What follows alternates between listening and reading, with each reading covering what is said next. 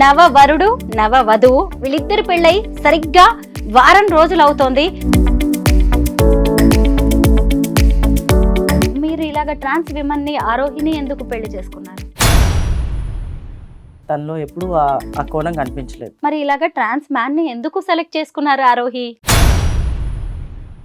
ఒక అబ్బాయి మాత్రం నన్ను చాలా అంటే చాలా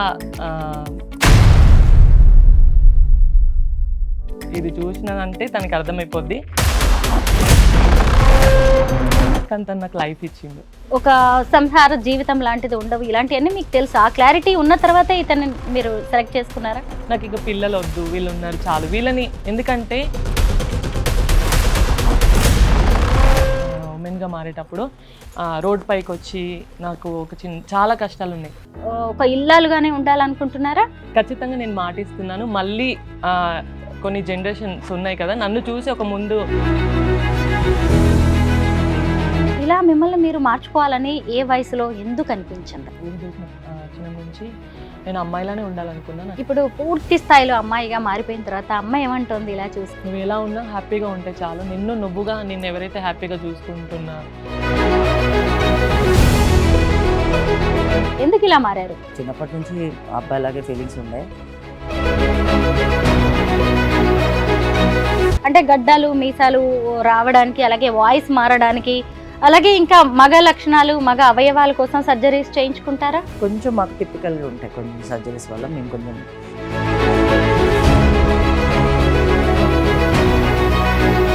ట్రాన్స్జెండర్స్ లో ముస్లిమ్స్ క్రిస్టియన్స్ కూడా ఉంటారా? క్రిస్టియానిటీ, హిందూయిజం అనేది. అందరికీ నమస్కారం, నేను Swarupa Potlapalli. Welcome to iDream. ఇప్పుడు నాతో పాటు ఓ కొత్త జంట ఉన్నారు. నవవరుడు నవవధువు వీళ్ళిద్దరు పెళ్ళై సరిగ్గా వారం రోజులు అవుతోంది. అయితే వీళ్ళిద్దరు కూడా నాకు చాలా స్పెషల్, మీకు కూడా స్పెషల్ అనిపిస్తూ ఉంటుంది. వీళ్ళు మార్చుకున్న తీరు కావచ్చు, వీళ్ళ పెళ్లి జరిగిన తీరు, పెద్దలు అంగీకరిస్తున్న తీరు, అలాగే సమాజం వీరిని చూస్తున్న విధానం, ఇవన్నిట్లో కూడా చాలా ప్రత్యేకత ఉంది. ముందుగా ఇక్కడ ఉన్నారు విమల్ ఎవరు అంటే ట్రాన్స్ మ్యాన్. అంటే ఫస్ట్ తను ఒక మహిళగా పుట్టి ఆడపిల్ల నుంచి ఇప్పుడు మగాడిగా మారారు. ఇక్కడ ఉన్న ఆవిడ ఆరోహి కూడా ఫస్ట్ అబ్బాయిగా పుట్టారు. ఆ తర్వాత తనలోని మార్పులను తెలుసుకుని తర్వాత అమ్మాయిగా మారారు. అసలు చూశారు కదా ఎంత అందంగా కట్టు బొట్టు చీర, నేను చెప్తే తప్ప ఎవరికి తెలియదు. ఇక్కడ చూడండి, ప్యాంట్ షర్ట్ వేసుకున్న విమల్ మగతనానికి ప్రతీకలాగా ఎంత అందంగా కనిపిస్తున్నారో. ఇప్పుడు ఒక ట్రాన్స్ మ్యాన్, ఒక ట్రాన్స్ విమెన్ పెళ్లి చేసుకున్నారు. వాళ్ళిద్దరూ చాలా సంతోషంగా ఉన్నారు. లైఫ్ లాంగ్ వీళ్ళు ఇలాగే ఉండాలి, హ్యాపీగా ఉండాలని కోరుకుంటూ ఈ ఇంటర్వ్యూని స్టార్ట్ చేద్దాం. ఫస్ట్ మీ ఇద్దరికి నమస్తే. నమస్తే అండి. Congratulations, happy married life. Thank you. ముందుగా మీ ప్రేమ దగ్గర నుంచి నేను ఈ ఇంటర్వ్యూని స్టార్ట్ చేయాలనుకుంటున్నాను. విమల్, మీరు చెప్పండి, ఫస్ట్ ఎప్పుడు చూశారు ఆరోహిని? సెప్టెంబర్ మంత్లో 2021లో చూశాను నేను. తను ఒక మెసేజ్ ద్వారా తను నాకు పరిచయం అయింది. ఆ తర్వాత స్టార్ట్ అయింది. అంటే నేను తనని చూడకముందే తను నన్ను చూసుకుంటూ వచ్చింది. తనే నాకు ప్రపోజ్ చేసింది. ఆల్మోస్ట్ 3 years అవుతుంది ఇప్పుడు. అవును, అమ్మాయిలకి మధ్య బాగా ధైర్యం వచ్చింది ఇలా ప్రపోజ్ చేయడానికి. ఆరోహి, మీరు ఎప్పుడు చూశారు? మీ ఫస్ట్ పరిచయం ఎప్పుడు ఏర్పడింది? నేను ఫస్ట్ లాక్డౌన్లో నార్మల్గా యూట్యూబ్ చూసేదాన్ని, ఎక్కువ యూట్యూబ్. మీకు తెలుసు నేను యాక్టింగ్ ఫీల్డ్లో ఉంటాను కాబట్టి యూట్యూబ్లో నాకు ఒక చిన్న వీడియో వచ్చింది, ట్రాన్స్ మెన్ ఉంటారని. నాకు అప్పటిదాకా తెలియదు ఒక ట్రాన్స్ మెన్ కూడా ఉంటారా. అవునా, నేను ఒక ట్రాన్స్ ఉమెన్ని, బట్ ట్రాన్స్ మెన్స్ ఉంటారని నాకు అప్పుడే తెలిసింది. బయటకు నేను ఎప్పుడు ఎక్కువ బయటకి వెళ్ళేదాన్ని కాదు, చూసేదాన్ని కాదు. సమాజంలో ఇట్లా కూడా ఉంటారనే విషయం అప్పుడే నాకు తెలిసింది. తర్వాత నేను బాగా ఇంట్రెస్ట్గా అసలు వాళ్ళు ఎలా ఉంటారు, వాళ్ళ విధి విధానం ఏంటి, వాళ్ళు ఎలా మారగలుగుతారు, అసలు మారుతారా నిజంగానే అని చెప్పి అన్ని వీడియోస్ ఓపెన్ చేసి నేను వాళ్ళ గురించి పూర్తిగా తెలుసుకోవడం జరిగింది. ఆ తర్వాత ఒకరోజు మా అత్తయ్య గారు ఉంటారు, ఆశ గారు అని, మా గురువు, ఆవిడ స్టేటస్ పెట్టిందన్నమాట. తను ఎవరితో అంత క్లోజ్గా ఉండదు, ఎందుకంటే తను కూడా మ్యారీడ్. అత్తయ్య తను ఎవరో కొత్తగా అబ్బాయి, తనతో ఎందుకు వీడియోస్ చేసావు అత్తయ్య అది అంటే, తను కాదు, ఇట్లా ఎక్సెట్రా తను ట్రాన్స్ మెన్ అని చెప్పడం జరిగింది. నేను అప్పటికి కొంచెం ఆతృతగా ఉన్నా. నాకు అవునా నిజంగా నాకు అలా ఎదురుపడా నాకు కొంచెం హ్యాపీగా అనిపించింది. బట్ తన పైన ఫస్ట్ ఫీల్ ఏమనిపించలేదు. తన నెంబరు మా ట్రాన్స్ కమ్యూనిటీ వాళ్ళ దగ్గర చాలా మంది దగ్గర ఉంది. నేను ఊరికే ఒకసారి తన స్టేటస్ చూపించరా, ఒకసారి తను చూపించరా, తను ఏం స్టేటస్ పెట్టాడు అట్లా అడగడం, అట్లా నాకు తెలియకుండా నేను తన్ని ఇష్టపడడం, లవ్ చేయడం స్టార్ట్ అయింది. తనకి నేను ప్రపోజ్ చేయలేదు ఫస్ట్. నేను నా సింగిల్గా నేనే వన్ సైడ్ లవ్ చేసా 6 months. 6 months తర్వాత ఒకరోజు బాగా ధైర్యం వేసింది నాకు. అంటే ఏమో లైఫ్లో నేను మిస్ అవుతానేమో, ఒకవేళ తనకు ఒకవేళ గర్ల్ ఫ్రెండ్ ఉంటే నన్ను యాక్సెప్ట్ చేయడేమో, ఒకవేళ లేకపోతే నేను మిస్ అయిపోతానేమో, వేరే వాళ్ళు ఎవరైనా వస్తారేమో అని ఒక ఆలోచన వచ్చింది ఒకరోజు నైట్. నేను ధైర్యం చేసి నెంబర్ తీసుకొని ఎవరు ఏమైనా అనుకొని ఈ సమాజంతో నాకు పని లేదు, నేను మా అమ్మ నాన్న వదిలేసి వచ్చినప్పుడే నాకు అలాంటి ఆలోచనలన్నీ పక్కన పెట్టిన. ఇప్పుడు ఇవన్నిటికీ ఎదిరించే అటువంటి సత్తా నాలో ఉంది అనిపించింది. కాబట్టి నేను తనకి కాల్ చేసి మెసేజ్ చేశాను, హలో విన్ను గారు హాయ్ అని చెప్పి నేను మాట్లాడడం జరిగింది. మాట్లాడడం జరిగిన తర్వాత నేను ఒకరోజు తనతోని ఈరోజు మాట్లాడా. నెక్స్ట్ డే రోజు తన రూమ్లోకి వచ్చేసిన. నేను మిమ్మల్ని డైరెక్ట్గా మాట్లాడాలి, ఎందుకంటే ఏదైనా ఫేస్ టు ఫేస్ మాట్లాడితే నమ్మడానికి కొంచెం అదిగా ఉంటుంది. ఫోన్లో ఎంతమంది ఎన్నైనా చెప్తారు తనకి, ఎందుకంటే తను ట్రాన్స్ మెన్ కాబట్టి తనకి ఫ్లోటింగ్ చేసే వాళ్ళు చాలామంది ఉండొచ్చు. కాబట్టి నేను ఫేస్ టు ఫేస్ మాట్లాడితే కొంచెం మా మనసులో ఉన్న ఫీలింగ్స్ ఏంటి అవన్నీ తెలుస్తాయని ఒక చిన్న ఆలోచన. అందుకే తన దగ్గరికి వచ్చా. తను కొన్ని విషయాలు నాతో షేర్ చేశాడు. ప్రతి ఒక్కదానికి నేను ఓకే అని చెప్పా.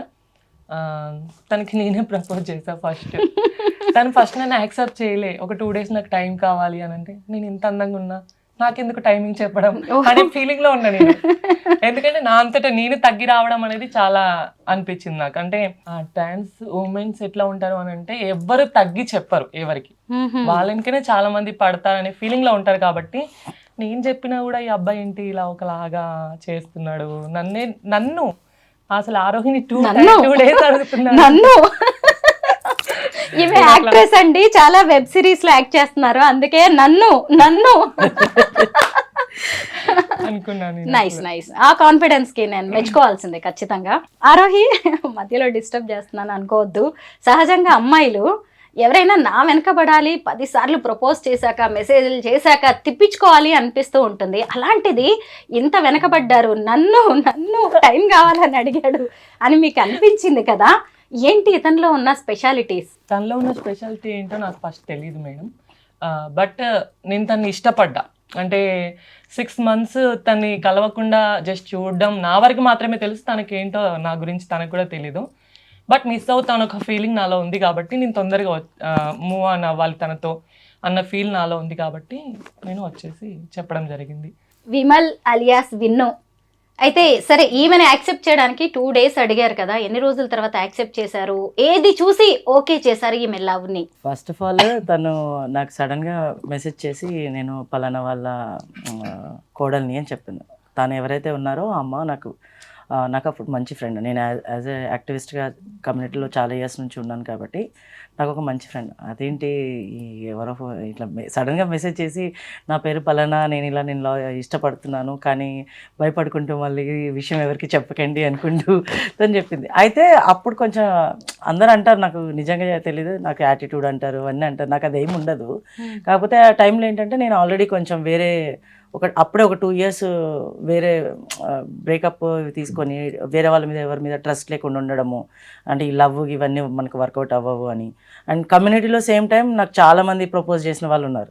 ఏంటంటే సరదాగా ఉండాలని, సరదాగా నాతో తిరగాలని, కొన్నిసార్లు కమ్యూనిటీలో కూడా పార్టీస్ జరుగుతాయి, పార్టీస్కి పోవాలని అలా ఉండేవాళ్ళు చాలామంది ఉన్నారు.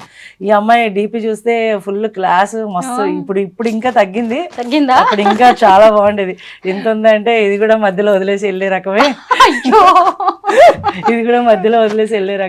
సో అలా అని చెప్పి నేను ఎక్కువ ఇంట్రెస్ట్ చూపించలే. కానీ ఎప్పుడైతే తను వచ్చిందో నా మీద డెడికేషన్ ఏదైతే ఉందో, నేను యాక్చువల్లీ అదే రోజు నా ఫ్రెండ్ది బర్త్డే ఉండే. నేను అక్కడ ఉన్నాను, తను వస్తానని చెప్పింది. ఏమన్నా అందరూ వస్తాము తిరుగుదాము అని అనుకుంటారు కదా, తిని కూడా అంతేలే వచ్చి తిరిగి లేకపోతే కలిసి వెళ్దాం అనుకుంటుందేమో అని నేను కూడా క్యాజువల్గా. మా ఫ్రెండ్ వాళ్ళు అప్పుడే నా ఫోన్ వేరే ప్రాబ్లం వచ్చి వేరే దగ్గర రిపేర్కి ఇచ్చాను. ఒక ఫోన్ ఛార్జింగ్ పెడితే ఉంటుంది అనమాట. తిను వచ్చి నాకు కాల్ చేసింది. అన్ఫార్చునేట్లీ ఏంటంటే ఆ రోజు ఇంకా వాళ్ళ ఫ్రెండ్స్ వాళ్ళ ఇంటికి వచ్చింది. అక్కడికి వచ్చి నా దగ్గర రావడానికి ఇదనమాట. నా ఫోన్ ఆఫ్ అయిపోయింది, తిని అనుకుందంట లైక్ అయిపోయింది, తిను అందరిలాగానే టైం పాస్ చేసేలాగా ఉన్నారు అని తను నేనేమనుకున్నాను, అందరూ టైంపాస్ చేసేవాళ్ళే ఈ రోజుల్లో, తను కూడా అంతే ఉంటుంది. రాత్రి ఫుల్ కొంచెం డ్రింక్ చేసి ఉన్నాను నేను ఆ రోజు. బర్త్డే పార్టీ నుంచి వచ్చాను ఫాస్ట్గా, ఎక్కడ ఉప్పల్లో ఉన్నాను నేను, అమీర్పేట రావాలి, ఫాస్ట్గా 15 నిమిషాలు వచ్చాను. వచ్చి చూస్తే మంచిగా గ్రీన్ కలర్ చుడీదారు వాళ్ళ ఫ్రెండ్స్ ఇద్దరు వచ్చి డ్రాప్ చేశారు, ఒక సిస్టర్ అండ్ వాళ్ళు వచ్చి డ్రాప్ చేశారు. చూశాను, ఇదేంటి ఎంత బాగుంది, నిజంగానే బాగుంది అనుకున్నాను మనసులో. తర్వాత రోడ్ మీద ఎక్కడ ఆ టైంలో ఎక్కడ తీసుకెళ్ళడం ఇది లేక నేను బ్యాచులర్ రూమ్ ఉండే, అక్కడికి వెళ్ళి నువ్వు వీడియోలో చూసే, అంటే వీడియోలో నేను చాలా ఇంకా బాగా కనిపిస్తాను కానీ ఎదురుగా నేను అంత ఏం బాగోను అని కొంచెం కన్వర్జేషన్స్ మాట్లాడుకుంటూ ఉంటే, ఈ లవ్ గివ్ నాకేం వర్కౌట్ అవ్వవు, నువ్వు కూడా అందరిలాగే అనుకున్నాను. ఫుల్గా ఇంకా డ్రింక్లో ఉన్నాను కాబట్టి ఇంకా ఫుల్గా చెప్పాను అన్ని విషయాలు నా గురించి, A to Z ఏం జరిగింది, ఎందుకు ఇన్ని రోజులు ఖాళీగా ఉన్నాను, రిలేషన్కి యాక్సెప్ట్ చేయట్లేదు అన్నీ చెప్పాను.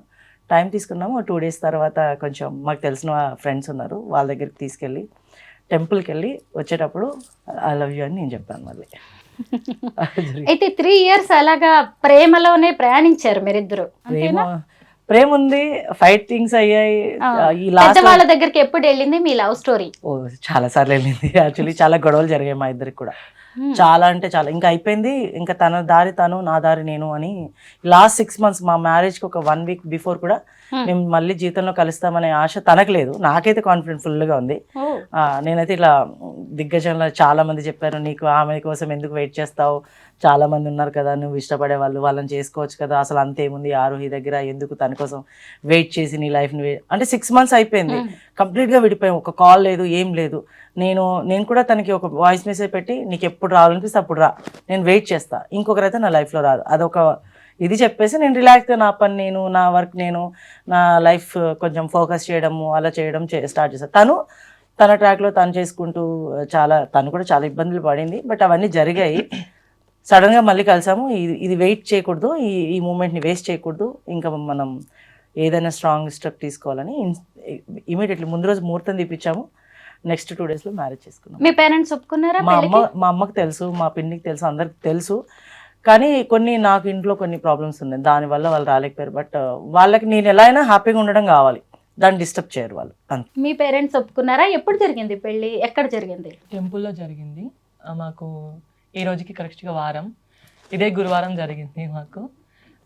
పేరెంట్స్కి అందరికీ ఓకే తెలుసు, బట్ వాళ్ళు రావడానికి కొంచెం రాలేకపోయారు. ఎందుకంటే ఫ్యామిలీ పర్పస్లో తనే అట్లా మారిందంటే మళ్ళీ కూర్చుండి వాళ్ళని తనకి కన్యాదానం చేసి పెళ్లి చేయడం అనేది ఒక ఫీల్ ఉంటుంది ఎవరికైనా, బయట ఏమంటారో సమాజం అట్లా అని.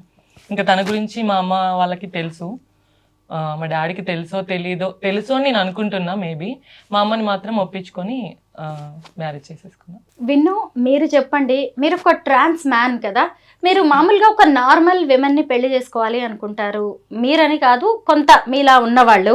అయితే మీరు ఇలాగ ట్రాన్స్ విమెన్ని, ఆరోహిని ఎందుకు పెళ్లి చేసుకున్నారు? నేను అంటే తను ట్రాన్స్ అని ఇప్పటి వరకు కూడా ఎప్పుడు కూడా నేను తను సరదా కూడా నువ్వు ఇలా అని నేను అన్నమాట, అంటే నువ్వు ట్రాన్స్ అని కానీ లేకపోతే, ఎందుకంటే నాకు తనలో ఎప్పుడు ఆ కోణం కనిపించలేదు.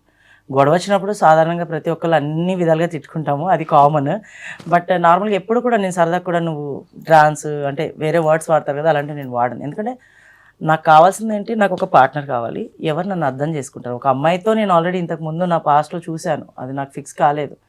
కానీ ఇప్పుడు నేను ప్రజెంట్ తిన దగ్గర నాకు ఏ లోపం కనిపించలేదు. అంటే ఒక అమ్మాయికి కావాల్సింది ఏంటి, నన్ను కేర్ చేయడం, నాకు టైంకి నేను ఎక్కడున్నానని తెలుసుకోవడం, నేను ఆఫీస్ నుంచి వస్తే నాకు ఫుడ్ రెడీ చేసి పెట్టడం, నా హెల్త్ బాగోకపోతే నన్ను కేర్ చేయడం, అవన్నీ తన దగ్గర నేను చూసాను. యాక్చువల్లీ చెప్పాలంటే నేను అదే మధ్యలో మా ఇద్దరు గొడవలు జరిగింది అన్నాను కదా, అప్పుడు కూడా నేను అందరికి ఒకటే చెప్పాను. ఇప్పుడు మా అమ్మకు కూడా నేనంటే చాలా ఇష్టం, తనకు నా మీద కోపం వస్తుంది, మారాను లేకపోతే ఏదవుతుంది అలా అని చెప్పి తను ఈరోజు స్నానం చేయించి అన్నీ చేయించి తన మీద కోపం వచ్చినప్పుడు నువ్వు నాకు వద్దని చెప్పి వదులుకోలేం కదా, వెయిట్ చేస్తాను. అమ్మ ఎప్పుడు మాట్లాడితే అప్పుడు మాట్లాడదామని వెయిట్ చేస్తాను. అలాగే నేను తన కోసం ఈ 6 months వెయిట్ చేశాను. ఆరోహి, నేను మిమ్మల్ని ఇంటర్వ్యూ కోసం కాల్ చేస్తే మా వైఫ్ని అడిగి చెప్తాను అని చెప్పేసి అన్నాడు అనమాట. నాకు భలే అనిపించింది, నీ భార్య అనే దాన్ని తను భలే నొక్కి చెప్పాడనమాట. నాకు అది ఇప్పటికీ గుర్తుంది. ఈరోజు మార్నింగ్ కూడా అన్నట్టున్నారు తను. అయితే మీరు ఒక ట్రాన్స్ విమెన్ కదా, సాధారణంగా ఉండేక అబ్బాయినే పెళ్లి చేసుకోవాలనుకుంటారు చాలామంది. మీలాంటి వాళ్ళు చాలామంది నుంచి ప్రపోజల్స్ వచ్చే ఉంటాయి, వెనకబడి ఉంటారు. మరి ఇలాగ ట్రాన్స్ మ్యాన్ని ఎందుకు సెలెక్ట్ చేసుకున్నారు ఆరోహి? నా లైఫ్లో కూడా కొన్ని జరిగినాయి. అన్ని విధాలుగా దెబ్బ పడే ఇక్కడ దాకా వచ్చాను ఒక అబ్బాయితో. ఒక అబ్బాయి మాత్రం నన్ను చాలా అంటే చాలా బాధ పెట్టిండు. తనకు తెలుసు, ఇది చూసినదంటే తనకి అర్థమైపోద్ది. బట్ తను నాకు చాలా మోసం చేసిండు మేము, కానీ తను నాకు లైఫ్ ఇచ్చిండు. నేను అనుకున్నాను ఏంటి అని అంటే, తనతో ఉంటే లైఫ్ లాంగ్ నేను హ్యాపీగా ఉండగలుగుతాను అనిపించిన రోజే నేను తనతో స్టెప్ తీసుకోవాలని అనుకున్నాను. నేను తనతో హ్యాపీగా ఉంటా అని నాకు అనిపించింది కాబట్టి ఒక స్టెప్ తీసుకున్నాను. సమాజంతో నాకు పని లేదు. నేను ఈ ప్రశ్నలు ఇంత క్లారిటీగా మిమ్మల్ని ఎందుకు అడిగానో దానికి కూడా ఒక రీజన్ ఉంది, నేను చెప్తాను. విమల్, ఇప్పుడు మీరు ఒక అమ్మాయిని పెళ్లి చేసుకున్నారనుకోండి, సరే రేపు ఏదో ఒక విధంగా మీకంటూ మీ ఇంటి పేరో లేదంటే మీకంటూ ఒక బేబీయో అబ్బాయో, సైంటిఫికల్గా ఫిజికల్గా అది కరెక్ట్ కాకపోవచ్చు కానీ ఒక సరోగసీకి వెళ్ళే ఛాన్స్ ఉంటుంది. పిల్లలు, నెక్స్ట్ జనరేషన్ ఇలా కూడా ఆలోచించుకుంటారు కదా. అయినా ఇవన్నీ మీరు ఆలోచించలేదా? దాని గురించి ఆలోచించాలనిపించలేదా? మాకు అనిపించింది ఏంటంటే, మేము ఫస్ట్ ఒకటి అనుకున్నాము, అంటే మాకు పిల్లలు ఓన్ కిడ్స్ గురించి మేము ఇప్పుడని కాదు, మేము రిలేషన్ ఉన్నప్పటి నుంచి కూడా అనుకోలేదు. కాకపోతే ఏమో ఛాన్స్ ఉండి మేము ఒకవేళ అంతా, ఇప్పుడు అడాప్ట్ అనేది కూడా చాలా ఎక్స్పెన్సివ్తో కూడిన పని. అలా చాలామంది పిల్లలు, నేను చాలా అంటే ఆర్గనైజేషన్స్లో అన్నీ ఇవి చూస్తాం కాబట్టి నాకు తెలుసు. కాబట్టి ట్రస్ట్లో మాకు ఓన్ పిల్లలు ఏం లేకపోయినా కూడా వేరే వాళ్ళని అడాప్ట్ చేసుకోవాలనే ఆలోచన మాత్రం మాకు ఉండేది ముందు నుంచి. మేము అనుకున్నాం. అండ్ ఇంకోటి ఏంటంటే, విత్ ఇన్ ద కమ్యూనిటీ మాకు చాలామంది పిల్లలు ఉన్నారు. లైక్ అందరు నన్ను డాడీ అని పిలుస్తారు. నాలాగా ఉన్న ట్రాన్స్మెన్స్ ఇప్పుడు కొత్త వచ్చిన వాళ్ళందరూ కూడా నన్ను డాడీ అని, తనను మమ్మీ అని, ఇప్పుడు నేను ఎక్కడైతే వర్క్ చేస్తానో అక్కడ ఉన్న వాళ్ళందరూ కూడా నన్ను ఒక సార్లాగా ట్రీట్ చేయరు. అందరూ అన్నయ్య, అమ్మ అలానే పిలుస్తారు. సో అది చూసినప్పుడు ఇవన్నీ ఆలోచనలు మాకు ఎప్పుడు రాలేదు. అండ్ నేను ఒకవేళ మా ఇద్దరికి అనుకున్నా కూడా అడాప్షన్ చేసుకుంటే ఒక పాపను తీసుకోవాలని ఉంది. కానీ మళ్ళీ వాళ్ళకి మనం జీవితంలో మేము యాక్సెప్ట్ చేసి తీసుకున్నంత ఇదిగా సమాజం మళ్ళీ వాళ్ళని తీసుకోదు కదా అని ఆలోచన మా మైండ్లో చాలా ఉంది.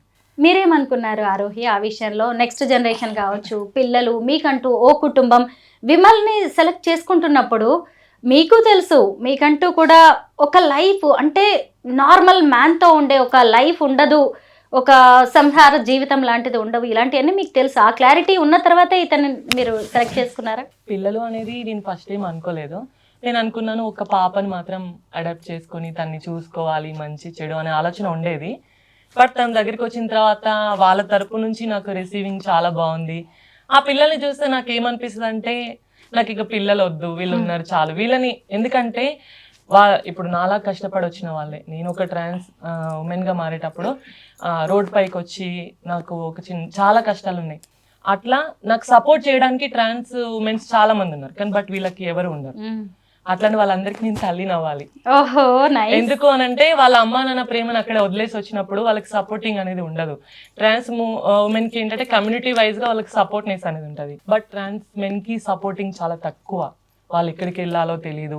బయట చూసే వాళ్ళకి అనిపిస్తుంది రోడ్ పైన కూర్చుంటే పలానా ఒక అమ్మాయి ఉందిరా, బాగుందిరా, అలా గెలికే వాళ్ళు ఉండొచ్చు, సంథింగ్ ఏదైనా అయి ఉండొచ్చు.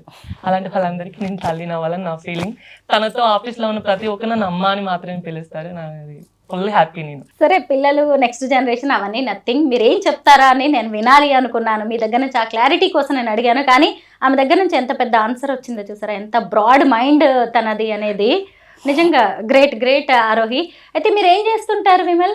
నేను ఇప్పుడు ప్రజెంట్లీ కమ్యూనిటీ బేస్డ్ ఆర్గనైజేషన్, అది టోటల్ LGBTQIA+ మొత్తం అందరికీ. మాకు ఒక షెల్టర్ హోమ్ ఉంది. అండ్ దాంతోపాటు అంటే బయట ప్రజలు కొంతమందికి డ్రెస్అప్ చేసుకోవాలన్నా లేకపోతే చదువుకోవాలన్నా విత్ ఇన్ ద కమ్యూనిటీ చదువుకునే వాళ్ళకి యాక్సెప్ట్ చేయకపోవడము, ఇబ్బందులు పడడం, ఇంట్లో ఫ్రీగా ఉండలేకపోవడం ఉంటుంది కదా. అలాంటి వాళ్ళందరికీ మాది క్యూటీ సెంటర్ అని చెప్పి, క్యూఆర్ ట్రాన్స్ వెల్నెస్ సెంటర్ అని చెప్పి అప్సిగూడలో ఉంటుంది మా ఆఫీసు. దాంట్లో నేను షెల్టర్ మేనేజర్గా వర్క్ చేస్తున్నాను. మీరేం చేస్తుంటారు ఆరోహి? నేను యాక్టింగ్ చేస్తూ ఉంటా. మిగతా టైంలో నార్మల్గా నాకు ఇన్కమ్ కావాలి కాబట్టి మా వాళ్ళతో నార్మల్గా మ్యారేజ్కి అట్లా వెళ్తూ ఉంటా. కాకపోతే అది ఎప్పుడో ఒకసారి వెళ్తూ ఉంటా. యాక్టింగ్ పర్పస్లోనే ఎక్కువ వెళ్ళాలని నా ఫీల్. కాకపోతే ఒక మంచి ఛాన్స్ రాలేదు, వాటి కోసం వెయిట్ చేస్తున్నా. విమల్ ఆలోచనలు ఎలా ఉన్నాయో వైఫ్ విషయంలో మీరు విన్నారు. ఈరోజు ఇంటర్వ్యూ కెమెరాల సాక్షిగానే చెప్పాడు, నేను ఇంటికి వచ్చేసరికి మా ఆవిడ వండాలి, పెట్టాలి, నాకంటూ ఒక మనిషి ఉండాలి అని. మళ్ళీ నేను ఒక క్వశ్చన్ అడుగుతాను ఆరోహి, ఇక్కడ మీరే ఖచ్చితంగా సమాధానం చెప్పాలి. ఎందుకంటే ఈ ట్రాన్స్ విమెన్గా మారిన వాళ్ళు చాలామంది సెక్స్ వర్క్లోకి వెళ్తున్నారు. ఈ మధ్య కాలంలో ఇలాగే బెస్ట్ కపుల్, ఇన్స్పిరేషన్ అనుకున్న వాళ్ళు కూడా ఆ ఒక మిస్అండర్స్టాండింగ్తో విడిపోయినట్టుగా కూడా నేను విన్నాను జస్ట్. బట్ మీరేమనుకుంటున్నారు? మీ ఆయన అయితే ఖచ్చితంగా నా భార్య నా సొంతం అనే దాంట్లోనే ఉన్నారు. మీరు ఖచ్చితంగా ఆయనకి ఇష్టమైనట్టుగా ఒక ఇల్లాలుగానే ఉండాలనుకుంటున్నారా? ఎగ్జాక్ట్లీ, నేను ఇల్లాలుగానే ఉండాలనుకుంటున్నాను. ఇంకోటి ఏంటంటే ఈ రోజు నన్ను చూశారు కదా, ఖచ్చితంగా నేను మాటిస్తున్నాను. మళ్ళీ కొన్ని జనరేషన్స్ ఉన్నాయి కదా, నన్ను చూసి ఒక ముందు స్టెప్ తీసుకునే వాళ్ళు కూడా ఉంటారని నా ఆలోచన. మీరిద్దరూ నిజంగా బాగుంటారు, మీ రిలేషన్ లైఫ్ లాంగ్ ఉంటుంది అనే నమ్మకం అయితే నాకుంది. ఎందుకంటే ఇద్దరు కూడా సేమ్ దాదాపు ఒకే వర్గానికి చెందిన వాళ్ళు మీరు. ఎందుకంటే ఇక్కడ నేను మళ్ళీ అంకితా రాజ్ టాపిక్ తీసుకురావాల్సిందే. అంకితా రాజ్ అనే ఆమె ఒక ట్రాన్స్ విమెన్ కదా, తెలుసు, మీ అందరికీ తెలిసిందే. కాకపోతే నార్మల్ అతను పెళ్లి చేసుకోవడం వల్ల రాజ్ కుమార్ అనే అతను వాళ్ళ రిలేషన్ ఒక రకంగా బ్రేకప్ అయింది. ఎందుకంటే వాళ్ళ మెంటాలిటీస్ వాటన్నిటిలో తేడాలు ఉంటాయి కదా. మీరేమనుకుంటున్నారు ఆ విషయంలో? మీరు చెప్పండి విమల్. రిలేషన్షిప్లో కంపల్సరీ మిస్అండర్స్టాండింగ్స్, ప్రాబ్లమ్స్ అన్నీ జరుగుతాయి. ఆ ప్రాబ్లమ్స్ అంటే ఇద్దరు ట్యాకిల్ చేసుకోవడానికి, అందరి ముందు ట్యాకిల్ చేసుకోవడానికి చాలా ఉంటాయి. ఈ సిస్టమ్ ఏదైతే వాళ్ళకు ఉంటుందో, అంటే వాళ్ళ రిలేషన్షిప్లో మేబీ అతను తప్పు చేశారా, ఆమె తప్పు చేశారా మాకు తెలీదు. మేము చాలాసార్లు, నేను కూడా ఈవెన్ వాళ్ళని చూస్తా, ఎందుకు వీళ్ళు ఇంత బాగుంటారు. నాకు ఎక్కువ పరిచయం లేదు, బట్ అంకిత తెలుసు. మేము కొన్ని ఈవెంట్స్లో మేము చూసాం, రాజ్ని ఎప్పుడు కలవలేదు, చూసాము. వీళ్ళు ఇంత ఇదిగా చేసుకున్నారు మ్యారేజ్, హ్యాపీగా ఉంటారని అనుకున్నాము. బట్ ఏం జరిగిందని తెలియదు. కొన్ని పర్సనల్గా, అంటే వాళ్ళ పర్సనల్ విషయాలు మనం బయట మాట్లాడకూడదు, బట్ అది కొంచెం హర్టింగ్. కాకపోతే మా విషయంలో నేను ఒక 100% షూర్గా నేను ఒక విషయం చెప్పగలను. ఏంటంటే ఇవన్నీ గొడవలు మా మ్యారేజ్కి ముందు చాలా గొడవలు జరిగాయి. నేను ఇక్కడ కూర్చొని ఇప్పుడు ఏమి తను సైలెంట్గా కూర్చుంది, కానీ చాలా వైలెంట్. ఎలా అంటే ఈవెన్ నేను ఎవరిని చూడనని తనకు తెలుసు, అయినా కూడా వేరే వాళ్ళు నన్ను చూసినా కూడా అది నా తప్పే అని చాలా కష్టం. కానీ పర్లేదు, నాకు ఆ పొసెసివ్నెస్ కావాలండి. ఆ పొసెసివ్నెస్, ఒక మగవాడికి ఆ పొసెసివ్నెస్ లేకపోతే ఆ మనిషి ఎప్పుడు పాడైపోతాడు.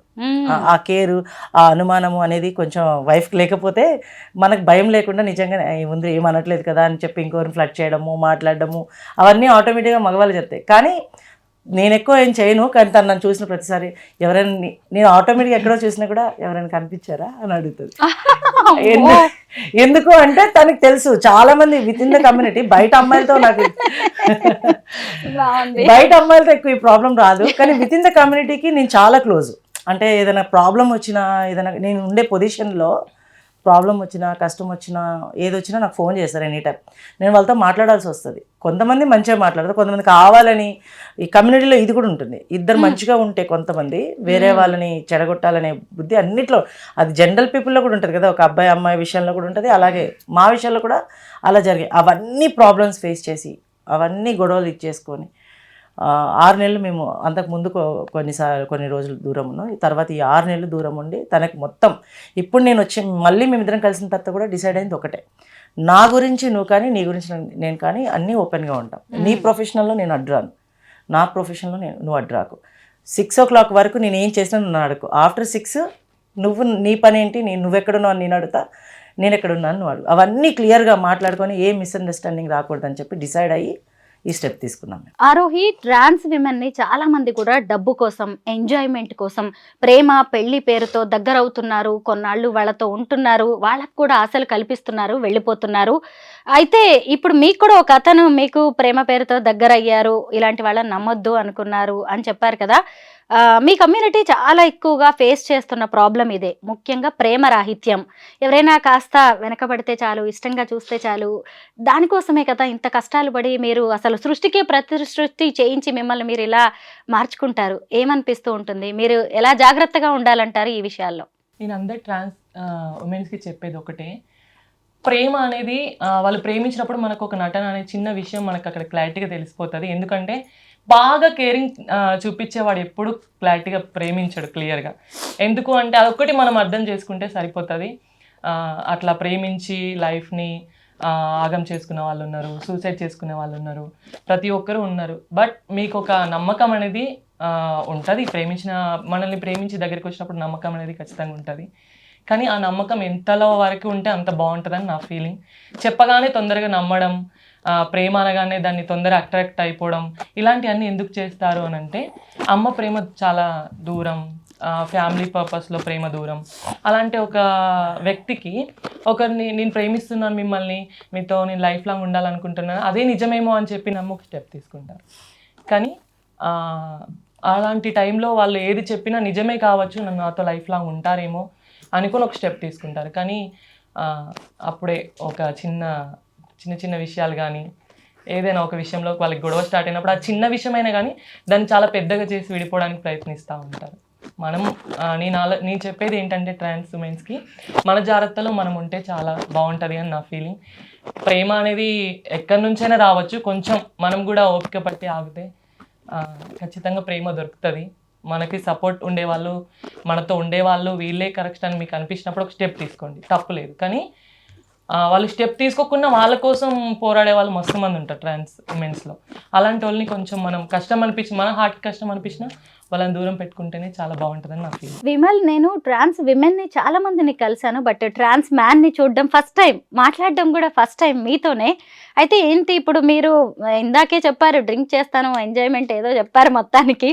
అయితే ఎక్కువగా మీ కమ్యూనిటీ వాళ్ళతో మీరు కలుస్తూ ఉంటారా, లేదంటే జనరల్ నార్మల్ మేల్తో కలుస్తారా మీరు ఈ పార్టీస్లో నార్మల్గా ఎక్కడైనా? నాకు జనరల్ పర్సన్స్, స్ట్రైట్ పర్సన్స్ కూడా ఫ్రెండ్స్ ఉన్నారు, with in the community friends ఉన్నారు. నేను ఇద్దరితో అంటే వాళ్ళతో వీళ్ళతో రెండింటితో కూడా టైం స్పెండ్ చేస్తాం. లైక్ ఎప్పుడో వీకెండ్స్ కానీ, లేకపోతే నాకు వర్క్స్ లేకపోతే ఏదైనా బర్త్డేస్ కానీ అందరూ ఉన్నారు. అంటే స్ట్రైట్ పర్సన్స్ ఉన్నారు, ఇటు ఉన్నారు. అందరూ కూడా నన్ను ఎక్కడ కూడా నువ్వు ఇలా మారావు అన్నట్టుగా నన్ను ఎవరూ ట్రీట్ చేయరు. అండ్ చాలా యాక్సెప్టెన్స్ ఎక్కువ ఉంటుంది నా విషయంలో.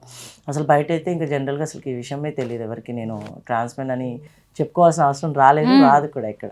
అదనమాట. మీ ఆవిడ వంట బాగా చేస్తుందా? చాలా బాగా చేస్తుంది. ఈ ఆవిడలో నచ్చేది ఏంటి మీకు?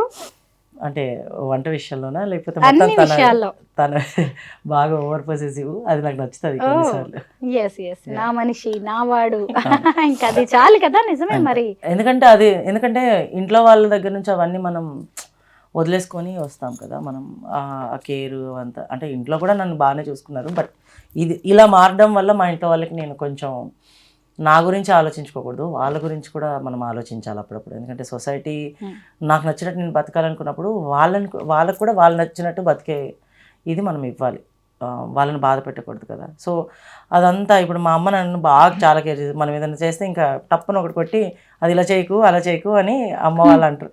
అదే నా భార్య అయితే ఎందుకు నేను కోప్పడాలి అని నాకు ఒక ఫీల్ వస్తుంది అంతే. నేనేమి అలా అని చెప్పి నువ్వు ఇలాగే ఉండు అలా ఉండని నేను తను చెప్పను, తను నాకు చెప్పదు. ఓన్లీ ఒక్క విషయం ఏంటంటే నేను ఎక్కడ చేయి జారిపోతానేమో అనే ఒక భయం తప్ప ఇంకేం ఉండదు. చాలా బాగా ఇచ్చేస్తుంది. వంట అయితే ఇంక చెప్పాల్సిన అవసరం లేదు, ప్రతి ఒక్క. అండ్ ఓపెన్గా చెప్పాలంటే నాకు ఎక్కువ లాస్ట్ ఇయర్ నేను హెల్త్ బాగోక నా సర్జరీస్ అయినప్పుడు కూడా నేనేమి ముందు మారిపోలేదు. నా జర్నీని కూడా తను చూసింది. తను వచ్చిన తర్వాతే నాకు అన్ని సర్జరీస్ అయ్యాయి. నన్ను చూసుకొని ఒక పిల్లోళ్ళ దగ్గర పెట్టుకొని తనే ఆయింట్మెంట్స్ రాసి దగ్గర చూసుకొని అసలు అవన్నీ చేసింది. సో అలాంటప్పుడు నేను తను అసలే వదులుకోవాలని అనుకోలేదు. అంతగా అన్నీ చూసి ఈరోజు మారిపోయానని ఎవరో వచ్చి నాకు ఫ్లడ్ చేసి నన్ను లవ్ చేసి నువ్వు ఇంత బాగున్నావు, అబ్బాయి ఎంత బాగున్నావు, నీలాగే వెళ్ళలేరని ట్రాన్స్ కమ్యూనిటీలో చాలామంది ఉంటారు, బయట కూడా చాలామంది ఉంటారు. కానీ నేను అంటే ఇంక అప్పుడప్పుడే నాకు గడ్డం మీసాలు వస్తున్నాయి, నాకు ఇంకే సర్జరీస్ కాలేదు. ఆ టైంలో వచ్చింది తను. అప్పుడు వచ్చి నా జర్నీ అన్నిటికీ తన ముందే నా అన్ని సర్జరీస్ అయ్యాయి. తను చూసుకుందంటే నేను తన్ని ఇప్పుడు వదులుకోవడం కరెక్ట్ కాదనిపించింది, అందుకే వెయిట్ చేశాను. ఆరోహి, అసలు మీరు ఎవరు? చూడ్డానికి అసలు బుట్ట బొమ్మలాగా 16 అణాల తెలుగు అమ్మాయి లాగా ఎంత చక్కగా ఎంత అందంగా ఉన్నారో. మీరు ఒక ట్రాన్స్ విమెన్ అనే విషయం మీరు చెప్తే తప్ప తెలిసేలాగా లేదు. చాలా మీ వెబ్ సిరీస్లో కూడా చాలా మంది గుర్తుపట్టకపోవచ్చు మిమ్మల్ని చూసిన వాళ్ళు కూడా. అసలు మీరెవరు, మీ పేరేంటి, డెడ్ నేమ్ ఏంటి, ఇలా మిమ్మల్ని మీరు మార్చుకోవాలని ఏ వయసులో ఎందుకు అనిపించింది? నేను చిన్నప్పటి నుండి నాకు ఊహ తెలిసిన క్షణం నుంచి నేను అమ్మాయిలానే ఉండాలనుకున్నా. నాకు ఎక్కువ బాయ్స్ ఫ్రెండ్స్ లేరు. బాయ్స్ నా పక్కన కూర్చున్నా నచ్చదు, నన్ను ముట్టుకున్నా నచ్చదు నాకు. ఎందుకంటే నేను అమ్మాయినే అని నా మైండ్లో ఫిక్స్ అయిపోయినాను కాబట్టి ఇది నాకు నచ్చదు. బట్ అమ్మ ఛాన్సాలు కొడుతూ ఉండేది, తిడుతూ ఉండేది, అలా ఉండు ఇలా ఉండు అబ్బాయిలా ఉండడానికి ప్రయత్నించు అంటే నాతో ఎలా అవుతుంది? నేను చాలాసార్లు అబ్బాయిలా నటించడానికి ప్రయత్నించా, కానీ నటిస్తున్నానేమో అన్న ఫీల్, అంతేగాని నాకు నిజంగానే అబ్బాయిలా ఉండడం అనేది నాతో కాలేదు. కాబట్టి నేను నా 14 ఇయర్స్ అప్పుడు నాకు కమ్యూనిటీ పరిచయం అయ్యారు. పరిచయం అయిన తర్వాత నేను బ్రెస్ట్ ఇంప్రూవ్ కోసం ఇంజెక్షన్స్ వేసుకున్నాను. నేను క్లాసికల్ డ్యాన్స్ చేసేది చిన్నగా ఉన్నప్పుడు. ఆ ప్రోగ్రామ్స్కి వెళ్ళినప్పుడు ఒక 3 డేస్ ప్రోగ్రామ్ ఉంటే నాకు 4 డేస్ ప్రోగ్రామ్ ఉందని చెప్పి ఒకరోజు అక్కడ స్పెండ్ చేసి నేను చీర కట్టుకొని నాకు నచ్చినట్టుగా బొట్టు పూలు అవన్నీ పెట్టుకొని నేను సరదాగా అక్కడ ఉండి నెక్స్ట్ రోజు ఇంటికి వెళ్ళిపోయేదాన్ని. అప్పుడు నాకు బ్రెస్ట్ ఇంప్రూవ్ నేను బాగా చిన్నగా ఉన్నాను కాబట్టి చాలా ఇంప్రూవ్ అయింది. అది నా దురదృష్టమో, అదృష్టం అనుకోవచ్చు, దురదృష్టం అనుకోవచ్చు. అది బాగా ఇంప్రూవ్ అయిపోయింది. మా ఫ్రెండ్స్ నుంచి చాలా నాకు చూటిపోటి మాటలు అట్లాంటివన్నీ వస్తూ ఉంటాయి. ఓన్లీ మాటల వరకే ఉన్న వాళ్ళు చేతల్లో కూడా చూపించడం, ఇది నిజమా కాదని టచ్ చేయడం అట్లాంటివి నేను తీసుకోలేకపోయాను. ఎందుకంటే నేను అమ్మాయిగా అనుకున్నప్పుడు, వాళ్ళు నన్ను ముట్టుకున్నప్పుడు నాకు అదొక నరకంగా అనిపించేది. అసలు నేను ఎంత పెద్ద తప్పు చేశాననే ఫీలింగ్ వచ్చేది. అట్లాంటివన్నీ నాకు జరిగినాయి. పేరెంట్స్ కి తెలుసా మీరు ఇంజెక్షన్స్ తీసుకుంటున్నారనే విషయం? పేరెంట్స్ కి తెలియదు, బట్ మా అమ్మ చాలాసార్లు బాధపడేది, ఆపరేషన్ చేయించాలి తొందరగా, ఇది ఎందుకు ఇలా జరిగింది, నేను ఇవరికి ఇలా అంటున్నారు కాలనీలో, కానీ ఇలా ఎందుకు జరిగిందని ఇంతవరకు మా మమ్మీకి తెలియదు. ఇది చూసిన తర్వాత అర్థమవుతుంది ఆ రోజు ఎందుకు తనకు అలా జరిగిందని. సారీ అమ్మ, నేనైతే కావాలని చేయలేదు, నా ఫీల్ అట్లాంటిది, బట్ అలా జరిగిపోయింది. ఆ క్షణం అనుకున్నాను నేను, నాకు 10th అయిపోయిన తర్వాత ఇంటర్లో జాయిన్ చేశారు. ఇక నేను ఒక్క క్షణం కూడా అక్కడికి వెళ్ళినా చదవాలని ఇంట్రెస్ట్ నాకు కూడా ఉండేది, బట్ అక్కడికి వెళ్ళిన తర్వాత అక్కడ కూడా నాకు అవే అవమానాలు జరిగేసరికి ఇక నేను ఇది నా లైఫ్ కాదు, ఇది నా ప్రపంచం కాదని కమ్యూనిటీలోకి వచ్చేసి. ఆ తర్వాత మళ్ళీ పేరెంట్స్తో మళ్ళీ మాట్లాడాను, పేరెంట్స్తో మాట్లాడాను. అమ్మ నాకు ఇట్లా ఉండడం ఇష్టము, మీరు యాక్సెప్ట్ చేయగలుగుతారా, మీరు యాక్సెప్ట్ చేస్తారా అని చాలాసార్లు ఫోన్ చేశాను. వద్దు, నువ్వు అబ్బాయిలా ఉండడానికి అయితేనే ఇంటికి రా అని చెప్పడం జరిగింది. ఆ తర్వాత నేను సర్జరీ అయిన తర్వాత ఒకరోజు కాల్ చేశాను, అమ్మ నేను ఇట్లా పూర్తిగా అమ్మాయిలా మారిపోయాను, మీరు ఓకే అంటే నేను ఇదే బట్టల మీద వస్తాను, కానీ నన్ను ఇలా బ్రతకనివ్వండి అమ్మ అని చెప్పి చాలాసార్లు బ్రతిలా అన్నాను. అమ్మ ఒకటే మాట చెప్పింది, నువ్వు చచ్చిపోయినాం అనుకున్నాం, మేము స్నానం చేస్తున్నాం, పెట్టేసే ఫోన్. నాన్న ఎక్కువ రెస్పాన్స్ అవ్వకపోయేది అప్పుడు. తను ఎక్కువ మాట్లాడడానికి, ఎవరైనా తండ్రి కొడుకుగా చూసిన తండ్రి ఒకేసారి తన కొడుకు ఇలా అయిపోయాడని మాటలు కానీ కావచ్చు, వాళ్ళ పద్ధతి కానీ కావచ్చు, వాళ్ళ ఫ్రెండ్స్ ఏమైనా అనే విధానమైన కావచ్చు, అది ఎవరైనా ఒక తండ్రి తీసుకోలేడు కదా అని నేను అనుకున్నాను. మేబీ అందుకే తను సరిగా మాట్లాడకపోయేవాడేమో. మా డాడీ నేను క్లాసికల్ డ్యాన్స్ వెళ్తూ ఉంటే కూడా మా అమ్మ చెప్పింది, వద్దొద్దు, ఆ క్లాసికల్ డ్యాన్స్ అంటే కాటుక పెట్టుకోవాలి, లిప్స్టిక్ పెట్టుకోవాలి, వాడి ప్రవర్తనలో చాలా చేంజింగ్గా ఉంది, వద్దు అని చెప్తే మా డాడీ అనుకున్నాడు నా కొడుకు కమలా హాసన్ అంతా ఎత్తు ఎదిగితే చాలు అని అనుకున్నాడు. అట్లా ఫీల్ అయ్యాడు మా డాడీ. కానీ సారీ డాడీ, నేను ఇలా అయిపోయాను.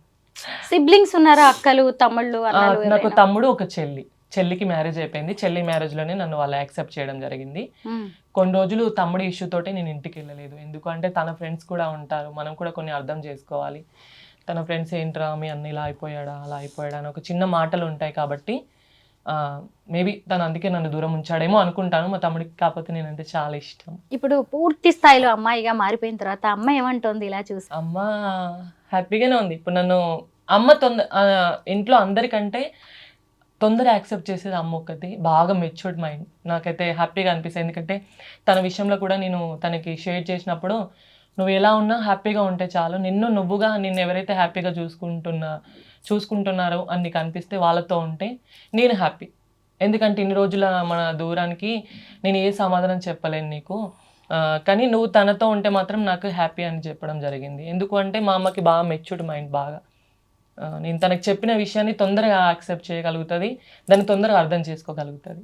అందుకే నేను ఏ చిన్న విషయమైనా అమ్మకి షేర్ చేస్తాను. ఫస్ట్ మీరు ఇలా అమ్మాయిగా మారడం, పెళ్లి చేసుకోవడం, అల్లుడు రావడం, ఇప్పుడు ఏమంటుంది అమ్మ? అమ్మ ఫుల్ హ్యాపీ, ఎందుకంటే తనంటే మా ఇంట్లో చాలా ఇష్టం.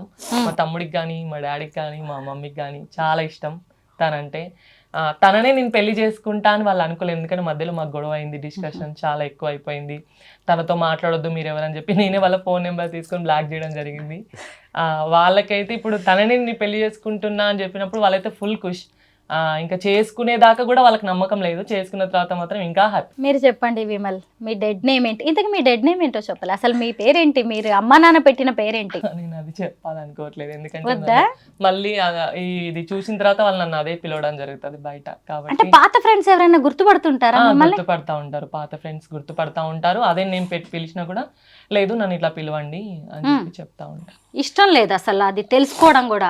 ఆ క్యారెక్టర్ ని మీరు పాతేసారు, అసలు వెళ్ళిపోయింది ఆ క్యారెక్టర్. ఆ క్యారెక్టర్ లోకి నేను వెళ్ళాలనుకోవట్లేదు. ఆ క్యారెక్టర్ వైజ్ గా ఏదైనా విషయాలు నా ముందుకు వచ్చినా దాన్ని తీసుకోవడానికి నేను రెడీగా లేను. ఎస్. కాకపోతే వాళ్ళు మనల్ని ట్రీట్ చేసినప్పుడు దాన్ని నేను తీసుకుంటాను. ఎందుకు అంటే మనం ఫస్ట్ అక్కడి నుంచి వచ్చాం కాబట్టి, మనం ఎక్కడి నుంచి వచ్చినామో దాన్ని మర్చిపోకూడదు కాబట్టి నేను వాళ్ళకి నేను ఇప్పుడు ఇది నన్ను ఇలా పిలవండి, నాకు ఇలా ఇష్టం అని చెప్పుకుంటాను అంతవరకే. ఆరోహి అనే పేరు ఎందుకు సెలెక్ట్ చేసుకున్నారు మరి మీరు? ఆరోహి అనే పేరు నాకు నార్మల్గా ఆ పేరు అంటే చాలా ఇష్టం. మా గురువు పెట్టింది, బాగా ఇష్టంగా తను పెట్టుకుంది నాకు ఆరోహి. నేను చెప్పాను అన్నమాట, అత్తయ్య నాకు ఆరోహి పేరు అంటే బాగా ఇష్టం. ఫస్ట్ నా పేరు నైసి, ఈ ఫీల్డ్లోకి వచ్చినప్పుడు నైసి నా పేరు, కానీ అది ముద్దు పేరుగా అందరు నైసి నైసి నైసి నైసి అట్లా అయిపోయింది. అది జస్ట్ ఏదో ముద్దు పేరు లాగా ఉంది, నువ్వు ఒక మంచి పేరు పెడతానులే అని చెప్పి చెప్పడం జరిగింది మా అత్తయ్య. తర్వాత ఆమె చెప్పింది ఇట్లా ఆరోహి బాగుంటుంది, బాగుంది పేరు, ఇది పెడితే నీకు బాగా సెట్ అవుతుంది.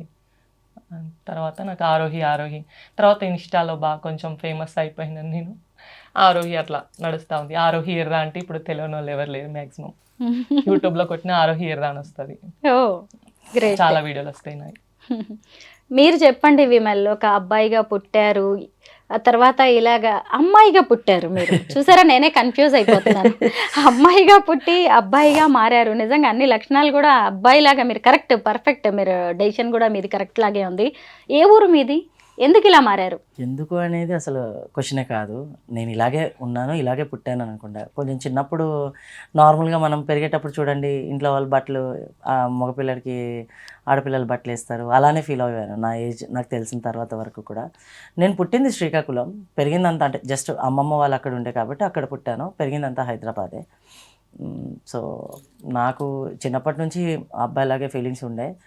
ఇంట్లో మా మదర్ వాళ్ళ జనరేషన్లో అందరి తర్వాత ఆడపిల్లగా పుట్టింది నేను అప్పట్లో.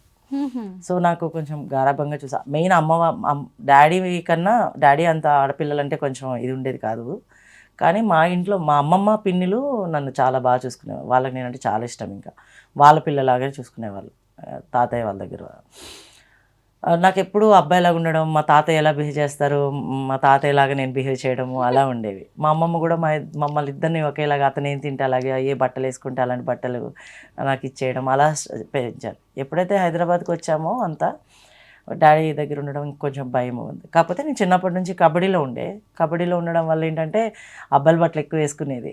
ఎవరికి దీని గురించి నేను ఇలా ఓపెన్గా చెప్పాల్సిన అవసరం వచ్చేది కాదు. కానీ వయసు పెరుగుతున్న కొద్దీ ఖచ్చితంగా ఇంట్లో వాళ్ళు మనల్ని ఐడెంటిఫై చేస్తారు. ఆడపిల్ల నువ్వు గుర్తుంచుకో, ఇలా ఉండు అని అంటారు. అది నాకు చాలా స్ట్రగుల్ ఇచ్చింది. ఆ స్ట్రగుల్ నుంచి రావడం చాలా టైం పట్టింది. ఇంట్లో వాళ్ళతో దెబ్బలు తినాల్సి వచ్చింది. అందరినీ ఆల్మోస్ట్ ఇంట్లో వాళ్ళని ఒక 2 years 3 years వాళ్ళు ఈవెన్ నేను మాట్లాడకుండా ఉండాల్సి, అట్లీస్ట్ నేను ఎక్కడున్నానో కూడా తెలియకుండా ఉండాల్సి వచ్చింది. ఎందుకంటే నేను 16 yearsకి 17 yearsకే ఇంటి నుంచి బయటకు వచ్చాను. నాకు 18 years రాకుండా నేను ఎక్కడ గట్టిగా మాట్లాడలేను. కాబట్టి అప్పుడు చాలా స్ట్రగుల్ అయ్యాను ఆ ఏజ్ వరకు. 18 years తర్వాత నేను కొంచెం స్ట్రాంగ్ అవ్వడం, నన్ను నేను సెల్ఫ్ బిల్డ్ చేసుకోవడం స్టార్ట్ చేశాను. మొత్తం ఇంట్లో మా డాడీ అప్పట్లో చెప్పాను కదా, ఆడపిల్లలు ఇలాగే ఉండాలి, మా కాలనీ మొత్తం మీ అమ్మాయి ఇలా తిరుగుతుంది, ఎప్పుడు అబ్బాయిలతో తిరుగుతుంది, ఎప్పుడు అబ్బాయిలతో క్రికెట్, ఎప్పుడు ఎవరితో ఏదో బాల్ వెళ్ళి ఎవరింటికైనా తగిలేది, లేకపోతే ఏదైనా ఎక్కడైనా నవ్వేది, వేరే పిల్లలకి దెబ్బలు తగులుతాయి కదా ఆడేటప్పుడు. అసలు ఆడపిల్ల లెక్క ఉండకుండా రోడ్డు మీద ఇట్లా చేస్తారని చెప్పి గొడవలకు వచ్చేవాళ్ళు. ఇంకా అలా ఎక్కువ మా డాడీ బాగా కొట్టేవారు నన్ను, అసలు విపరీతంగా కొట్టేవాళ్ళు. అసలు ఆ దెబ్బలు తిని ఇప్పటికీ నొప్పి వస్తాయి. ఏదైనా గుర్తొస్తే ఇప్పటికీ నొప్పి వస్తాయి. అన్ని దెబ్బలు తిన్నాను మా నాన్నగారితో అయితే. సో కానీ మా ఇంట్లో మా పేరెంట్స్ అందరికీ నా గురించి తెలుసు, నా గురించి తెలుసు, కానీ యాక్సెప్ట్ చేయలేదు. కానీ ఫస్ట్ ఇంకా మా నాన్నగారు చనిపోయే ముందు ఈ విషయాలన్నీ నేను ఇంకా అతనితో మాట్లాడడం మీద అతనే ఫస్ట్ యాక్సెప్ట్ చేశారు.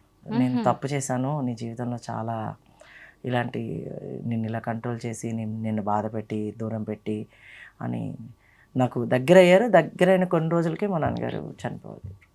సో ఇంకా బట్ స్ట్రగుల్స్ అన్నీ అయిపోయాయి. ఏమో అవన్నీ చూడడం వల్ల ఇప్పుడు కొంచెం హ్యాపీగా ఉన్నానేమో. ఎందుకంటే అప్పట్లో నాకు ఏం లేదు, చదువు లేదు, ఉద్యోగం లేదు, చాలా కష్టపడుకుంటూ వచ్చాను. 18 ఇయర్స్ 2000, ఇప్పుడు 33 ఇయర్స్ నాకు.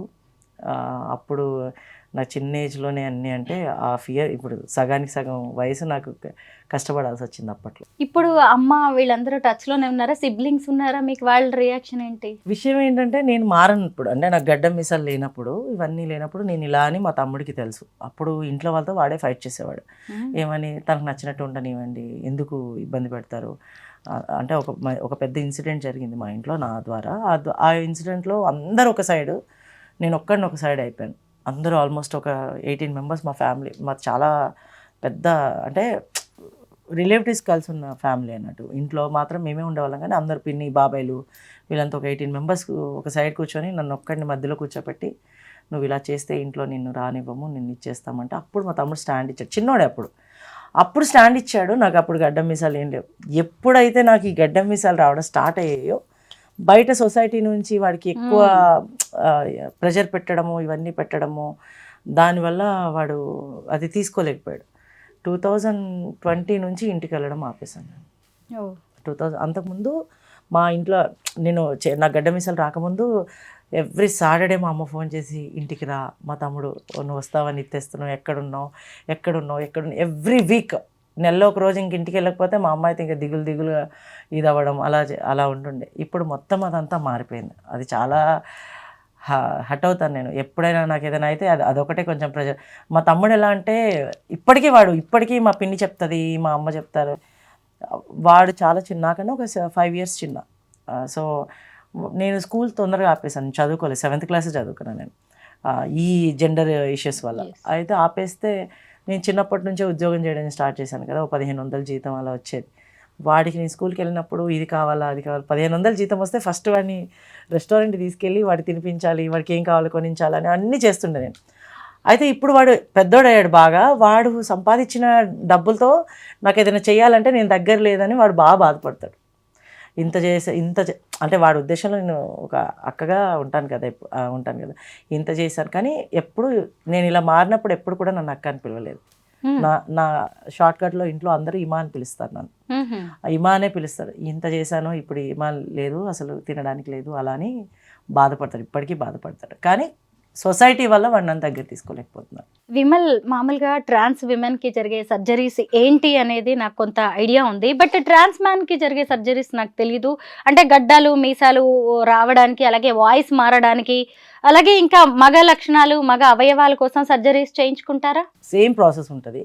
వాళ్ళకు ఒక ఎలా అయితే ఉంటుందో కొంచెం మాకు టిపికల్గా ఉంటాయి కొన్ని సర్జరీస్ వల్ల. మేము కొంచెం ఎక్కువ టైం తీసుకుంటాము, ఎక్కువ ఇదవుతుంది. కాకపోతే యాజ్ ఇట్ ఈజ్ మాకు ఈ గడ్డ మీసాలు రావడానికి హార్మోన్స్ ఉంటాయి. దీనికి ఏమి సర్జరీస్ ఏం చేయించుకోము మేము. కాకపోతే మిగతావన్నీ కూడా సర్జరీస్ చేయించుకోవడం. సేమ్ యాజ్ ఇట్ ఈజ్ ఒక అబ్బాయి ఎలా అయితే కంప్లీట్ బాయ్ లాగా ఉంటారో అలాగే ఉంటాం. ఓపెన్గా చెప్పాలంటే ఒక పిల్లల్ని మాత్రం ఇంకా అనలేం, కానీ మిగతా అదంతా కూడా same as it is boy ఎలా ఉంటారో అలాగే ఉంటాం. ఈ వైఫ్ని మీరు ఏమని పిలుస్తారు? ఎక్కువ అయితే నాన్న లేకపోతే అమ్మ అని పిలుస్తాను. ఓ, మీ ఆయన ఏమంటారేంటి? నేను ఎక్కువ నాన్న అని పిలుస్తా. ఈ మధ్య కొత్తగా అబ్బాయి అని పిలుస్తున్నా. స్టేటస్ లో మాత్రం యాపిల్ పెట్టుకుంటా తన కోసం. ఏంటి ఇద్దరి ఫ్యూచర్ ప్లాన్స్ ఏంటి? ఆరోహి, ముందు మీరు చెప్పండి. నా ఫ్యూచర్ ప్లానింగ్ యాక్టర్ కావాలి అని. అది కూడా బెస్ట్గా వస్తేనే వెళ్తాను. ఇప్పుడున్న జనరేషన్ ఎట్లా ఉంది అంటే యాక్టర్ అనగానే కమిట్మెంట్ అట్లాంటివన్నీ కాకుండా నాకంటే ఒక మంచి ఛాన్స్ వచ్చినప్పుడు దాన్ని నేను ప్రూవ్ చేసుకోగలుగుతాను. ఒకవేళ ఛాన్స్ రాకపోయినా ఇప్పుడిప్పుడే నేను ఛానల్ పెట్టుకున్నాను. దానిలో నేను ఏంటో ప్రూవ్ చేసుకునే టైం వచ్చింది అని నాకు అనిపించింది. నేను ఖచ్చితంగా ప్రూవ్ చేసుకుంటాను. మా ఆయన్ని బాగా చూసుకోవాలి, బాగా చూసుకుంటాను. మీరేమనుకుంటున్నారు విమల్? నాదైతే ప్రెసెంట్లీ అంటే ఈ 6 నెలల గ్యాప్లో చాలా ప్లాన్స్ మారిపోయాయి కొంచెం. ఎందుకంటే నేను ఈ బ్రేకప్ సిచ్యువేషన్లో కొంచెం బాగా డిస్టర్బ్ అయ్యాను. డిస్టర్బ్ అవ్వడం, వర్క్ మీద ప్రెషర్ ఎక్కువ పెట్టుకున్నాను. సో ఒకవేళ ఇన్ కేస్ తను ఈ సంవత్సరం నా దగ్గర రాకపోతే ఇంకా నేను ఇండియా నుంచి, నాకు అంజలి రిమి అని చెప్పి యుఎస్లో ఉంటుంది, తను అక్కడే సెటిల్డ్, అంతా అక్కడే ఉంటారు. తను ఎలా అంటే నాకు మా అమ్మ నన్ను కన్నది అంతే. మా అమ్మ నన్ను కన్నది, తిను కనలేదు. అలా అసలు ప్రతి ఒక్క విషయంలో నాకు నేను బాధపడితే తట్టుకోలేదు, నేను ఆనందంగా ఉంటే దాంట్లో ఇంకెక్కువ తను ఆనందంగా ఉంటుంది. ప్రతి 1 అవర్ తను ఓన్లీ పడుకునే టైంలో మాత్రమే నాకు మెసేజ్ చేయకుండా ఉంటుంది. మిగతా టైంలో ఎక్కడున్నావు నాన్న, బాగున్నావా ఈరోజు మాట్లాడుతుంది, మళ్ళీ ఒక గంట తర్వాత ఎలా ఉన్నావు అని అడుగుతుంది అనమాట. ఇంకా నేను అనుకున్నాను, ఇంకా తిన్న లైఫ్లో రాకపోతే ఇంకా నేను షిఫ్ట్ అవుదాము, ఇంకా అక్కడ ఒక 2 years టైం తీసుకొని ప్రాసెస్ మెల్లిగా స్టార్ట్ చేసుకొని యూఎస్ వెళ్ళిపోదాము అని అనుకున్నాను. మళ్ళీ ఇప్పుడు అంతా తిరిగి ఇటు ఏం కాదులేండి, ఈవిని కూడా తీసుకొని వెళ్ళిపోవచ్చు. అంతే కదా, చాలా ప్లాన్స్ ఉండే. అండ్ మెయిన్ వచ్చి నాకేంటంటే చాలా మంది అంటారు, వచ్చిన వాళ్ళందరూ అంటారు, నీకేం అవసరము, కమ్యూనిటీ కోసం ఎందుకు పని చేస్తావు, మారిపోయావు కదా, సొసైటీకి ఎక్కువ చెప్పుకోకు, నువ్వు అబ్బాయిగానే ఉన్నావు, అబ్బాయిగానే ఉండి ఎందుకు కమ్యూనిటీ చెప్పుకుంటే అందరు ఇలా అనుకుంటారంటే. కానీ నాలా ఉన్న వాళ్ళు ఎవరైతే, అది ఫీమేల్ టు మేల్ కానివ్వండి, మేల్ టు ఫీమేల్ కానివ్వండి, వచ్చే జనరేషన్కి మ్యాక్సిమం యాక్సెస్ ఉండాలి, చదువు కానీ ఉద్యోగాలు కానీ ఇంకేదైనా. రీసెంట్గా మా ట్రాన్స్మెన్ అండ్ ట్రాన్స్మెన్స్కి ఆల్మోస్ట్ 42 మెంబర్స్కి 42 మెంబర్స్, ఎందుకంటే ఇద్దరు కొంచెం డ్రాప్ అవుట్ అయ్యారు, అందుకని నేను ఇంకా అక్కడే ఉన్నాను. అయితే ఓన్లీ మా సెంటర్ ఏదైతే క్యూటీ సెంటర్ అని మేము అన్నామో, మాకు ముందు రోజు చెప్పారు, ఆ సెంటర్ నుంచి 29 అప్లికేషన్స్ నేను ఒక్కడనే పంపించాను. మా సెంటర్ వాళ్ళందరం కలిసి 29 అప్లికేషన్స్ పంపించాం, వాళ్ళందరూ సెలెక్ట్ అయ్యారు. సో అలా ఇంకా ముందు కొత్త ఆపర్చునిటీస్ రావాలి. గవర్నమెంట్ ద్వారా వస్తే ఎక్కువ సోర్సెస్ ఉంటాయి చదువుకోవడానికి కూడా. మేము సెంటర్ నుంచి కానీ, నేను ఇండివిజువల్గా కానీ, తనకు కూడా ఇప్పుడు అదే చెప్తాను, నాకు కమ్యూనిటీ విషయంలో నేను ఎక్కువ ఇన్వాల్వ్ అవుతా. టైం ఉండదు, ఒకసారి తనని నువ్వు మాట్లాడకు, తర్వాత మాట్లాడదామని కూడా అనేస్తాను. అలా సార్ బిజీ. సో నాకు కమ్యూనిటీ గురించి ఎక్కువ పనిచేయాలని ఉంది. ఎవరైనా ఇలా బయటకు వస్తే వాళ్ళకి ఉండడానికి ఇల్లు దగ్గర నుంచి జాబ్ చేసుకునే ఆప్షన్ ఏదైతే ఉంటాయో, ఆపర్చునిటీస్ కావాలనుకుంటే అక్కడి వరకు వాళ్ళకి కావాల్సిన హెల్ప్ అంతా చేయాలనేది నా ఉద్దేశం. అది నేను ఇప్పుడు జాబ్ చేస్తున్న పొజిషన్ కావచ్చు, రేపటి రోజు మేమిద్దరము ఏదైనా వేరే స్టార్ట్ చేసి కావచ్చు, అదైతే నా డ్రీమ్ ఉంది. ఎప్పుడూ ఎవరికి ఏం లేదు అనకుండా చూడాలి అనేది నా ఉద్దేశం. ఈ మధ్య తెలంగాణ గవర్నమెంట్ అపాయింట్ చేసిన ట్రాఫిక్ వాలంటీర్స్ ఎవరైతే ఉన్నారో, ట్రాన్స్జెండర్స్, వీళ్ళ సెంటర్ నుంచి వచ్చిన వాళ్ళే, మన విమల్ తయారు చేసిన వాళ్ళే. అయితే ఈ సందర్భంగా నేను ఒక్క క్వశ్చన్ అడగాలి, ఎందుకంటే నేను రీసెంట్గా రచన ఇంటర్వ్యూ చేసినప్పుడు అందులో ఒకళ్ళు కామెంట్ పెట్టారు, ట్రాన్స్జెండర్స్లో ముస్లిమ్స్, క్రిస్టియన్స్ కూడా ఉంటారా అనేది. అంటే చూసారా ఎంత అవగాహన రాహిత్యం అని కనిపిస్తోంది. ఎందుకంటే దీన్ని అవగాహన రాహిత్యం అని కూడా అనలేను నేను దీన్ని, అంటే తెలియట్లేదు ట్రాన్స్జెండర్స్ గురించి, వీళ్ళు మనుషులే, కులం మతంతో దీనికి సంబంధం లేదు అనేది. మీరు ఏం చెప్తారు విమల్? అన్నీ ఈ క్యాస్ట్ లేకపోతే క్రిస్టియానిటీ, హిందూయిజం అనేది నార్మల్గా జనరల్గా అన్నిట్లో ఉంటుంది. కాకపోతే with in the community, transgenders కమ్యూనిటీలో దీంట్లో ఎక్కడ కూడా మేము ఇది అని చాలామంది చెప్పుకోరు. ఏదైతే ఇప్పుడు ట్రాన్స్ ఉమెన్ సిస్టమ్ ఉంటుంది కదా, అందులో ముస్లిం పద్ధతులు ఉంటాయి అండ్ హిందూ పద్ధతులు ఉంటాయి. కానీ మేమందరం ఒక జెండా కిందకి వచ్చినప్పుడు మేమందరం ఒకటేనే ఎక్కడ చెప్పుకుంటాం. మేము క్యాస్ట్ కానీ ఇవన్నీ మేము ఇదని ఎక్కడ మెన్షన్ చెప్పాం. ఇండివిజువల్గా ఇప్పుడు నేను హిందూ, నాకు ఎక్కువ దేవుడిది, నేను క్రిస్టియానిటీకి ఇచ్చేస్తాను. తను కూడా అలాగే, వాళ్ళ ఇంట్లో ఇప్పుడు ఓన్ సిస్టర్ అండ్ బావ వాళ్ళిద్దరు క్రిస్టియన్స్ అలా అని చెప్పి తను కాదు. అలా అన్నిట్లో ఉంటాయి. కానీ విత్ ఇన్ ద కమ్యూనిటీ ఏంటంటే మేము అందరం ఒకటే అని చెప్పుకుంటాం, కానీ మా కులం పెద్ద, మీ కులం పెద్ద అని ఎప్పుడూ మా కమ్యూనిటీలో రాదు. ఇది ఒక్కదానికి మాత్రం నేను చెప్తాను. ఇక్కడ కూడా ఒక గొప్ప విషయాన్ని మనం గుర్తించాలి. ఇంకా మనం కులం మతం అని మాట్లాడుకుంటున్నాం, కానీ అర్ధనారీశ్వరులకి ప్రతీకగా చెప్పుకునే వీళ్ళల్లో అలాంటివి ఏం లేవు. ఇది ఇంకా గొప్ప విషయం. మీ ఇద్దరితో మాట్లాడుతుంటే అసలు టైమే తెలియట్లేదు. మొత్తానికైతే మీ ఫ్యూచర్ నా కళ్ళ ముందు కనిపిస్తోంది. బాగుండాలి, థ్యాంక్ యూ. అందరితో మంచి అనిపించుకోవాలి, ఇంకొక 10 మందికి మీరు ఆదర్శంగా మారాలి. ఎలా అయితే ట్రాన్స్ మ్యాన్గా, ట్రాన్స్ విమెన్గా మీరిద్దరూ ఇలా ఎంతమందికి ఇన్స్పిరేషన్గా మారారో, ఒక కపుల్గా, భార్యాభర్తగా, ముసలోళ్ళు అయ్యే వరకు కొట్టుకోండి తిట్టుకోండి అవని, లేకపోతే భార్యాభర్తలు కానే కారు, విడాకులు అలాంటి అక్కడ వరకు మాత్రం అస్సలు వెళ్ళదు. 10 సార్లు అయిపోయినాయి. భార్యాభర్తగా మాత్రం తీసుకోవద్దు. లవర్స్ గా ఎన్నిసార్లు అయినా తీసుకోవచ్చు, ఎన్నిసార్లు అయినా కలవచ్చు. బట్ మీరు ఎంతో మందికి ఇప్పుడు ఇన్స్పిరేషన్ గా మారారు. మీరు వేసే ప్రతి అడుగుని అందరూ గమనిస్తూ ఉంటారు. ఈరోజు మీ ఇద్దరు పెళ్లి చేసుకుంటే నేను ఇంటర్వ్యూకి ఎలా పిలిచానో, రేపు విడిపోయినా కానీ మీరు అంతమందికి సమాధానం చెప్పాల్సి వస్తుంది. మీ చుట్టూ జరుగుతున్న పరిణామాలని కూడా చూశారు. ట్రాన్స్జెండర్స్ మీద ఇప్పటికే చాలా అపోహలు, రకరకాలైన భయాందోళనలు అన్ని నెలకొని ఉన్నాయి. వాటిని పోగొట్టడంలో మీరిద్దరు ప్రధాన పాత్ర పోషించాలని నేను కోరుకుంటున్నాను. ఖచ్చితంగా. నాకు ఇంత వాల్యుబుల్ టైం ఇచ్చినందుకు ముందుగా మీ ఇద్దరికి so much. Thanks. you. Thank you so much.